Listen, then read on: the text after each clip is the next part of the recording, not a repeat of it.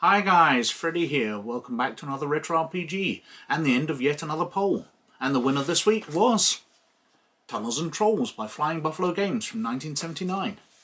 But what a poll it was, because Tunnels and Trolls was tied for much of the week with Ramsey Campbell's Goatwood. But when it finally pulled ahead, the Sinex Handbook for D&D 3rd edition pulled forward as well, and was tying with it. So I didn't know which way of the three it was going to go until the last couple of days when Tunnels and Trolls won outright. But I would have loved to have done a video on any of the three of those, so let's see whether the Goatswood or Sinex Handbook wins this next week. Now obviously Tunnels and Trolls has been dropped from the poll this week, and to replace it I have added Traveller 2300 AD by Games Designers Workshop. And the lowest in the poll as well, which this week was Terra Counter Terror for Millennium's End, and that's gone as well and has been replaced by Car Wars by Steve Jackson Games. So let's see how the poll does in the next week. Anyway, let's go over to the desktop. So, this is Tunnels and Trolls.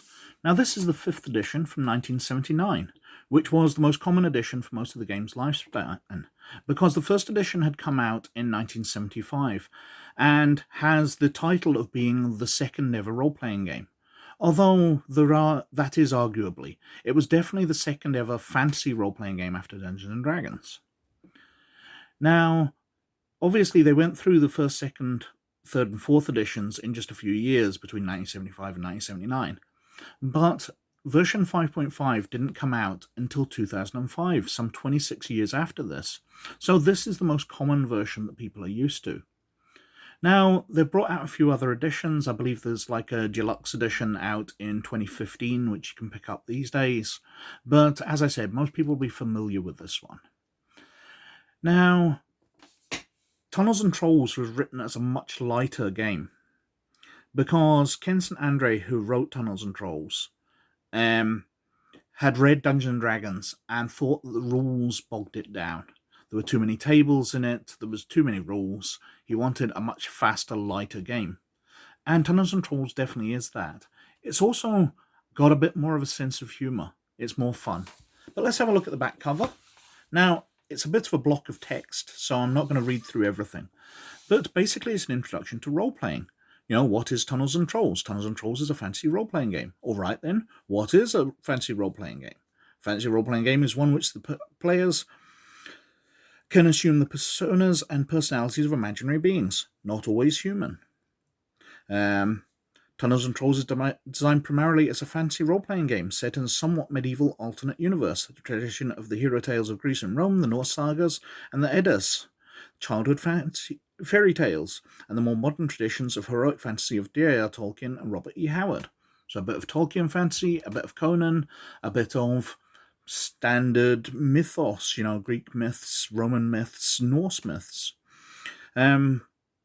Fundamental framework for adventuring Tunnels and Trolls is the concept of an underground tunnel complex wherein dangerous traps and deadly monsters guard undreamed of treasures. So it's dungeon delving. It's way back to the basics of role-playing. Rules to play Tunnels and Trolls are complete with a booklet in your hands. You never need to purchase anything else, and you will have the entire game available to you. We hope you'll enjoy the game. So, even though this is only, well, it's around 100 pages long, there's no actual page numbers anywhere in it, so I'm not sure. I never went through and counted every page, but it's about 100 pages long, and it's the complete game. Now, look at the title page here, and the contents. Now, although there's no page numbers, it is broken down into sections. So it's not as a big a morass as some of the rules I've covered way back in the past, where things were very difficult to find. It is laid out very well, although the one problem I do have with it is this elaboration section. Now these are basically the alternate rules, the more complex ones, which players obviously ask for in role-playing games to lay things out a bit more. Now the fact that they're not embedded in the sections, like Dungeons & Dragons 2nd Edition did, or Advanced Dungeons & Dragons 2nd Edition did, where you had all these options. They're laid out at the end here. Does mean that while you learn the game here and you've got the extras here, these are things that you kind of discover later. Now, continuing through, we've got Introduction and Basic Rules. We've got Troll Talk, where Ken St. Andre talks about why he wrote Tunnels and Trolls. We've got the basic game, so just talking about role-playing in general. Characters and players should speak for themselves. We've gone on to creating characters. Now, it's a very simple system. We've got the basic stats here, so strength, IQ, luck, constitution, dexterity, and charisma. And then we've got combat adds as well. It's a level-based system, obviously very, very much based on Dungeons & Dragons, but simplified. We go through character creation here where it takes a character. So we've got Fang the Delectable, and it goes through every stage of creating it. So it walks you through that, which is very nice indeed. Also worth mentioning is it suggests that humans are the default character class. Kindred does not refer directly to the character's uncles, sisters, or grandparents. It refers to what breed of being he is. Fang is human, as are the vast bulk of beings in the world of Tunnels and Trolls. However, the world is a big place, and there are also elves, dwarves, hobbits, fairies, and leprechauns who live here. See the Peter McAllister chart for creating man-like creatures, section 2.12, character kindreds. So, essentially, you're creating a human character, but there are options available if you want to play one of the more fantastical creatures. The artwork and print are very of their time. It's very typeset. The artwork is grayed out slightly. It's not that easy to read. It's not as dark as some books. It's definitely not as professional as the Dungeons & Dragons books of the time were. But it's a nice little thing. Equipping characters. So you're starting money and how to buy equipment, provisions and equipment, weapon charts, hafted weapons, pole weapons, spears, daggers, all the usual. Armor and shields. Creating monsters. With some suggestions, balrogs, dragons, giant spiders, half-orcs, trolls. The combat section. So going through single combat, melee combat. We've got saving rolls, which you make using your luck. Your luck is basically your saving throws in this. Adventure points. So talking through what makes a good adventure. Natural developments, the game as it is played. So character types, warriors, wizards, rogues, warrior wizards. Now basically warriors and wizards are the only two things there are, and everything else is a merge of those two. So rogues are characters who have the psi ability to use magic, but for one reason or other never received the training for it. So rogues aren't the Dungeons & Dragons thieves, they are something slightly different. They are a fighter wizard. Warrior wizards get fancier titles later on, but again, they are fighter wizards. There are only the two. Got character kindreds. So here we introduce the Dwarves, Elves, Fairies, Hobbits, and Leprechauns, and what their attribute modifiers might be. Height and weight charts, character levels. Now, interesting to note here is when a character progresses, the advantage they get is based on their level. So they may exercise any one of the options listed below to improve prime attributes. So going up to level 2, they can add the new level number to strength. So they can add 2 to their strength, add half the new level to IQ, add twice the new level to luck, add the new level number to con, add half the new level to dex, add half the new level to charisma, or half the new level to strength and half to con. So you increase your character, and by the time you get into level 20, adding 20 to your strength makes your character mighty indeed. It's interesting to see because obviously the options in Dungeons & Dragons at the time of what you got, you didn't improve your attributes at all. So we've got magic, the logic of magic, magic staffs, and then the spells. And this is one of the things I remember most of Tunnels and Trolls, is the odd names for spells. And some of them, I'm afraid, are a bit dodgy these days. But we've got the level 1 spells. So we've got Take That, You Fiend, which is basically magic missile. Oh, Go Away. Combines totals of IQ, luck, charisma, ratings of user to drive away monsters with a lower monster rating. Basically turn. But instead of turning monsters, you'd tell them to, oh, go away. Knock Knock. opens unlocked doors. Teacher used to teach rogues one spell of teacher's choice. Yasa Masa can be cast only on previously subdued monsters or foes. Will permanently enslave if victim's total strength, IQ, and charisma are less than that of the wizard, or if MR is less and remains so.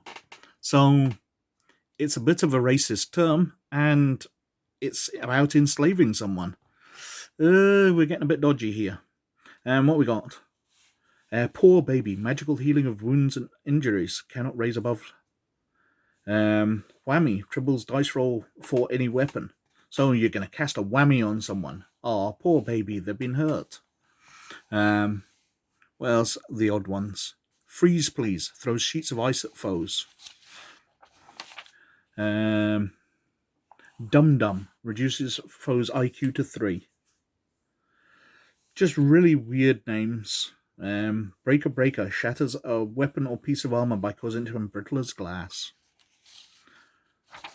Lots of interesting spells with really weird names. Zapper Thingum enchants any weapon to 3 times its ordinary effectiveness. Zombie Zonk makes zombies of any corpses which are under the user's control.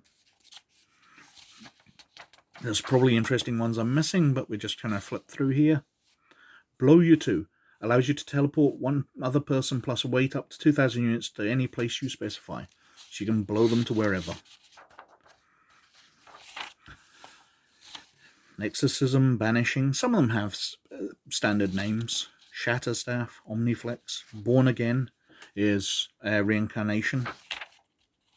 We want a sequence of events, so combat turns, including surprise attacks. Magic in combat, explaining how that works. We've got missile weapons. 2 heavy weapons, speed and movement. Unusual combat situations. More about monsters. Personalizing monsters to create special ones. Wandering monsters. How to be a GM. Do this when you get out. Then we've got Trollstone Caverns. Just a little encounter. You're going into a caves and fighting some monsters. Just a starting adventure. And then we're on to the elaboration section. More about city, world, and dungeon building. Treasure generator. Miniatures and TNT. Languages.